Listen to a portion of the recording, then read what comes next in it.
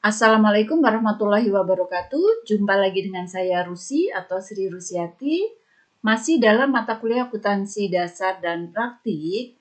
Kali ini kita akan membahas tentang ayat jurnal penyesuaian pada perusahaan jasa, melanjutkan pertemuan yang terdahulu.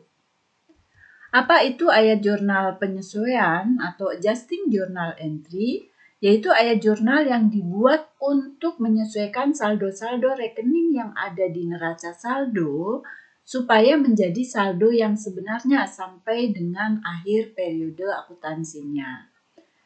Rekening yang ada di neraca saldo di pertemuan terdahulu sudah Ibu sampaikan bahwa di sini ada rekening neraca yang disebut dengan rekening real, yaitu terdiri dari aktiva, utang dan modal, serta rekening yang ada di laba rugi atau rekening nominal yang terdiri dari pendapatan dan biaya. Tujuan dari ayat jurnal penyesuaian itu sendiri adalah untuk mengoreksi perkiraan-perkiraan yang ada sehingga mencerminkan keadaan aktiva, utang, modal, pendapatan, dan biaya menjadi saldo yang sebenarnya. Nah, hal-hal apa saja yang perlu disesuaikan antara lain yang pertama adalah biaya dibayar di muka. Di sini ada dua metode pencatatan, bisa sebagai persekot biaya maupun sebagai biaya. Yang kedua adalah pendapatan diterima di muka. Di sini juga ada dua metode pencatatan, diakui sebagai utang maupun diakui sebagai pendapatan. Yang ketiga, biaya yang masih harus dibayar. Yang keempat, pendapatan yang masih harus diterima. Yang kelima, penyusutan aktiva tetap. Yang keenam, kerugian piutang. Yang ketujuh, biaya pemakaian perlengkapan. Itulah kurang lebih hal-hal yang perlu disesuaikan. Nah, untuk berikutnya, Ibu akan kasih contoh masing-masing ayat jurnal penyesuaiannya. Yang pertama, biaya dibayar di muka.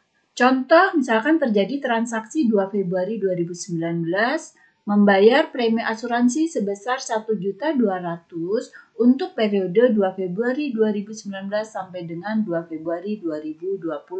Perhatikan periodenya. Pencatatan dengan metode yang pertama yaitu dicatat sebagai persekot biaya terlebih dahulu atau biaya dibayar di muka. Persekot biaya sama dengan biaya dibayar di muka. Jurnal yang dibuat yang pertama adalah pada saat transaksi, yaitu pada saat membayar premi asuransi. Dicatat sebagai asuransi dibayar di muka atau persekot biaya. Jurnalnya bagaimana? Debitnya asuransi dibayar di muka, kreditnya kas sebesar 1.200.000. Nah, di sini perlu dibuat jurnal lagi pada akhir periode akuntansinya. Karena untuk mencatat biaya asuransinya selama periode 2019. Jurnalnya bagaimana? Biaya asuransi debit, kreditnya asuransi dibayar di muka sebesar 1.100.000. Kenapa tidak 1.200.000? Karena periodenya sampai dengan tahun depan. Jadi yang di jurnal hanya 2 Februari sampai 31 Desember 2019, yaitu selama 11 bulan. Pencatatan metode yang kedua dicatat sebagai biaya. Jurnal yang pertama adalah debit biaya asuransi, kreditnya kas sebesar 1.200.000. Bedanya di sini debitnya biaya asuransi. Kalau tadi kan asuransi dibayar di muka.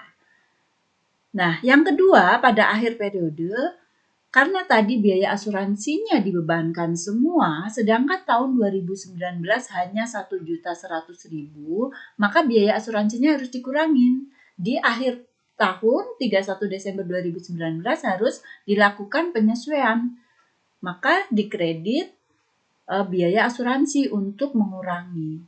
Jurnalnya asuransi dibayar di muka debit, kreditnya biaya asuransi sebesar 100.000 supaya biaya asuransinya menjadi 1.100.000 seperti jurnal yang pertama. Nah, dua metode ini sebetulnya hasilnya sama saja, tinggal memilih salah satu saja dalam pencatatannya. Contoh yang kedua, pendapatan diterima di muka. Transaksinya misalkan menerima pendapatan sewa untuk 2 tahun sebesar 3 juta diterima tanggal 30 Juni 2019. Pencatatan dengan metode yang pertama dianggap sebagai utang. Jurnalnya pada saat transaksi terlebih dahulu yaitu kas, debit, kreditnya sewa diterima di muka sebesar 3 juta. Perlu dilakukan penyesuaian pada 31 Desember 2019 atau pada akhir periode akuntansi, yaitu supaya mencatat pendapatannya selama tahun 2019. Jurnalnya, debitnya sewa diterima di muka, kreditnya pendapatan sewa sebesar 750.000, yaitu dari mana? Dari periode 30 Juni sampai 31 Desember 2019. Dihitung berapa bulan kali per bulannya berapa. Metode yang kedua dicatat sebagai pendapatan. Jurnal yang pertama pada saat transaksi kas pada pendapatan sewa sebesar 3 juta. Jadi 3 jutanya di sini dianggap sebagai pendapatan dulu semuanya. Sehingga pada akhir periode perlu dilakukan adjustment pada pendapatannya. Tadi kan pendapatnya cuma 750.000, maka di sini karena semua di awal sudah diakui pendapatan, di akhir periode pendapatannya dikurangi. Sehingga jurnalnya pendapatan sewa debit pada sewa diterima di muka kredit sebesar 2.250.000. Nah, dua metode ini sebetulnya sama saja, tinggal memilih salah satu metode saja. Hasilnya saldonya akan sama. Yang berikutnya adalah biaya yang masih harus dibayar. Contoh, masih harus dibayar biaya gaji pegawai bulan Desember sebesar 300.000. Nah, di sini langsung di jurnal pada akhir periode pada 31 Desember 2019, jurnalnya debit biaya gaji, kredit utang gaji sebesar 300.000. Yang keempat, pendapatan yang masih harus diterima. Contoh, masih harus diterima pendapatan bunga untuk 2 bulan sebesar 120.000. Maka jurnalnya pada akhir periode piutang bunga pada pendapatan bunga 120.000. Yang kelima, jurnal tentang penyusutan aktiva tetap. Nah, untuk menambah wawasan, Anda nanti bisa baca pasal 11 Undang-Undang PPH atau PMK nomor 96 tahun 2009. Di situ ada aturan kelompok aktivanya, harus disusutkan berapa tahun, metode penyusutannya bagaimana, secara detail dijelaskan di PMK tersebut. Nanti Anda bisa baca untuk menambah wawasan.